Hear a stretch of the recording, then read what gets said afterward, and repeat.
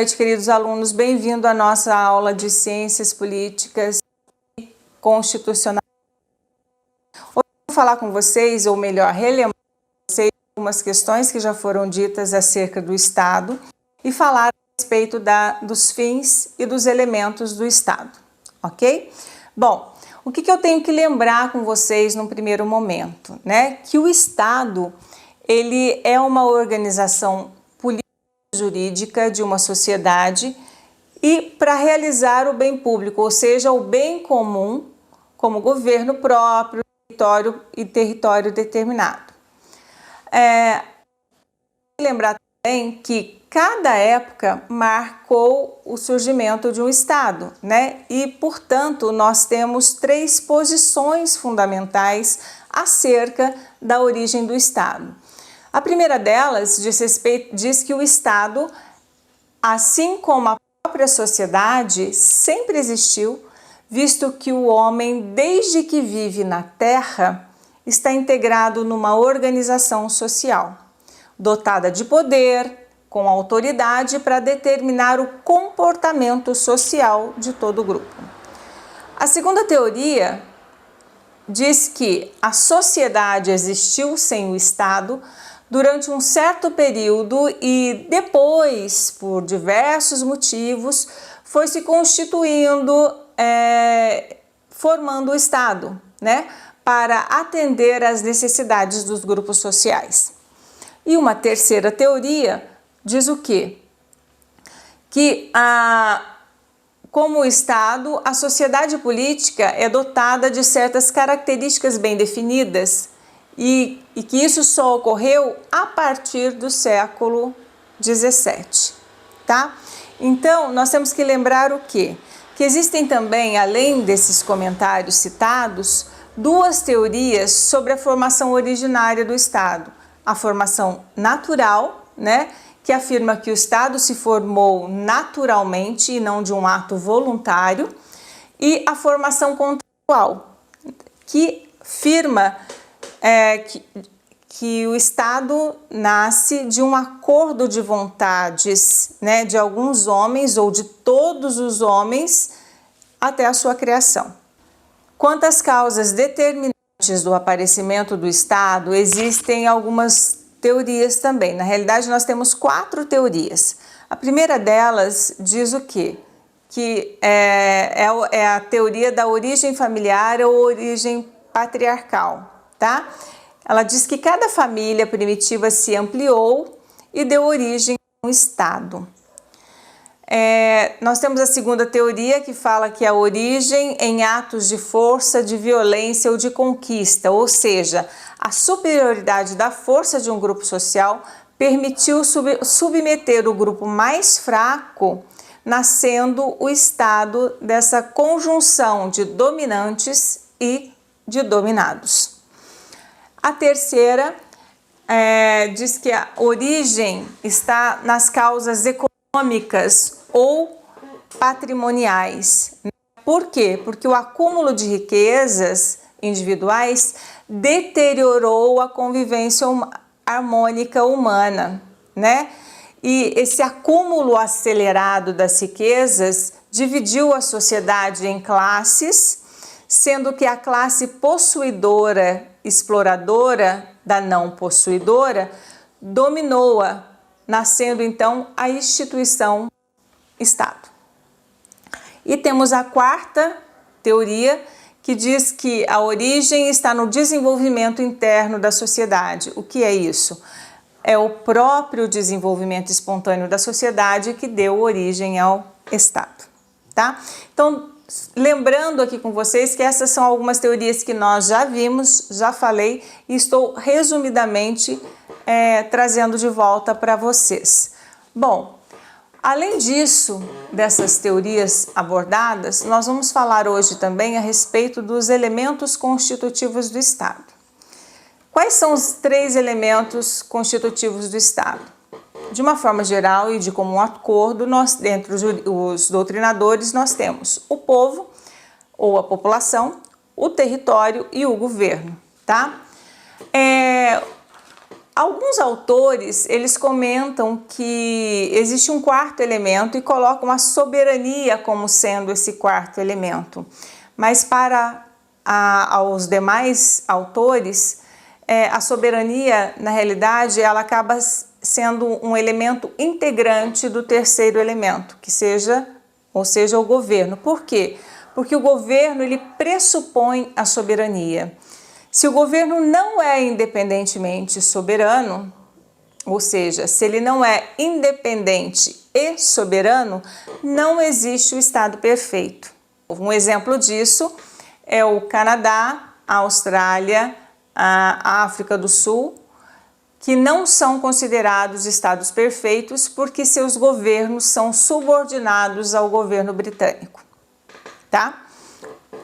Essa é uma breve explicação para a gente entender por que ora aparece governo e por que ora aparece soberania, né? Bom, vamos entender então o que vem a ser o povo. Bom, no tocante ao povo, né, ao primeiro elemento do Estado, nós temos que considerar que o povo é a população do Estado, considerada pelo seu aspecto puramente jurídico. É o grupo humano encarado na sua integração, na sua ordem estatal determinada. É um conjunto de indivíduos sujeitos às mesmas leis. São súditos, os cidadãos de um mesmo Estado, detentores de direitos e deveres. Isso é diferente de nação. Por quê? Porque enquanto o povo é a população do Estado considerada pelo seu aspecto puramente jurídico, a nação é uma entidade moral. O que é isso? É um grupo de indivíduos que se sentem unidos pela mesma origem comum, pelos interesses comuns e principalmente por ideias e aspirações comuns. É uma comunidade de consciência unida por sentimento complexo, indefinível e poderosíssimo. Sabe quem é? Patriotismo. Perfeito? Bom, vamos para o nosso segundo elemento, então, do Estado, que vem a ser o seu território, tá? O que é esse território? O território, ele é a base espacial do poder jurisdicional do Estado, onde este exerce o poder coercitivo estatal sobre os indivíduos humanos, sendo materialmente composto por terra firme, incluindo o subsolo, as águas internas. Que águas internas são essas, né, gente? A gente tem que lembrar os rios, os lagos, os mares internos e pelo mar territorial, pela plataforma continental e pelo espaço aéreo. O terceiro elemento que nós vamos falar agora é o governo, de uma maneira bem ampla e rápida, que é o conjunto das funções necessárias para a manutenção da ordem jurídica e da administração pública, né?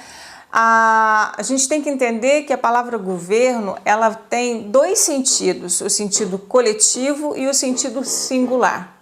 O primeiro sentido, ela vem como um conjunto de órgãos que presidem a vida política do Estado. E o segundo, como poder executivo, órgão que exerce a função mais ativa na direção dos negócios públicos.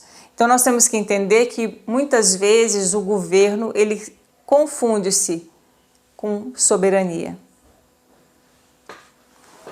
Aí vocês vão me perguntar, Adriana, mas qual é então o conceito de soberania?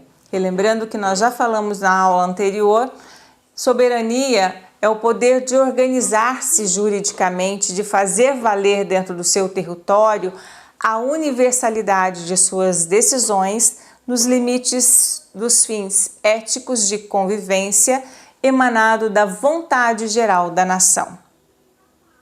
Adriana, mas quais são as fontes, então, do poder soberano?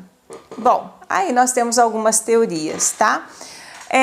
Para as teorias carismáticas do direito divino, que é o direito sobrenatural ou providencial dos reis, o poder vem de Deus e se concentra na pessoa sagrada do soberano.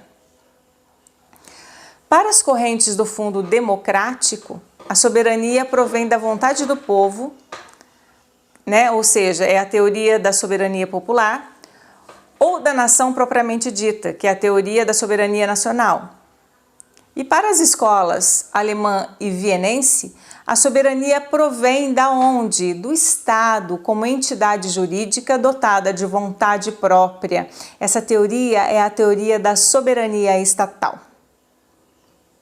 E por fim, eu gostaria de comentar com vocês a respeito da finalidade e das funções do Estado. Então, olha só, o Estado, como sociedade política, ele tem um fim geral. Ele constitui-se em meio para que os indivíduos e as demais sociedades situadas num determinado território possam atingir seus respectivos fins. Que isso? Que fins são esses? Manter a ordem, assegurar a defesa, promover o bem-estar e o progresso da sua sociedade. Assim, o que nós podemos concluir? Que o fim do Estado é o bem comum.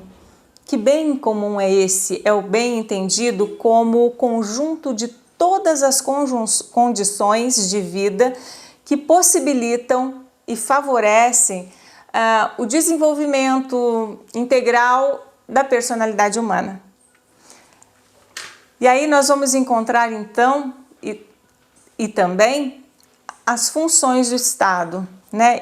E essas funções, elas são consideradas todas as ações necessárias para a execução do bem comum. Então o Estado ele tem a função legislativa, né? Que é o exercício do poder legislativo, que tem a função de elaborar as leis. Eu vou ter depois a função executiva, que é exercida pelo Poder Executivo, né? E tem como função administrar o Estado, visando seus objetivos concretos. Assim acontece, então, quando o Estado nomeia funcionário, cria cargos, executa serviços públicos e arrecada impostos. E ainda, por último, nós temos a função judiciária. Que função é essa? É a função exercida pelo judiciário e tem a precípua de interpretar e aplicar a lei nos dissídios surgidos entre os cidadãos ou entre o cidadão e o Estado. O que a gente pode sintetizar aí, né? Em síntese, a função judiciária, ela faz o quê? Ela declara o direito. Bom, para finalizar, temos que lembrar o quê? Que na observação de qualquer sociedade humana, revela sempre, mesmo nas mais rudimentares, a presença de uma ordem jurídica e de um poder jurídico. Assim, mesmo que o poder se apresente como uma aparência de mero poder político, ele é sempre e essencialmente poder jurídico, visto que tem a sua legitimidade reconhecida por quem? Pela ordem jurídica, objetivando os fins jurídicos ou não e fazendo-se obedecer através das normas jurídicas com as quais exerce a dominação estatal. Queridos alunos, muito obrigado, espero ter ajudado um pouco a aula de hoje. Grande abraço a vocês.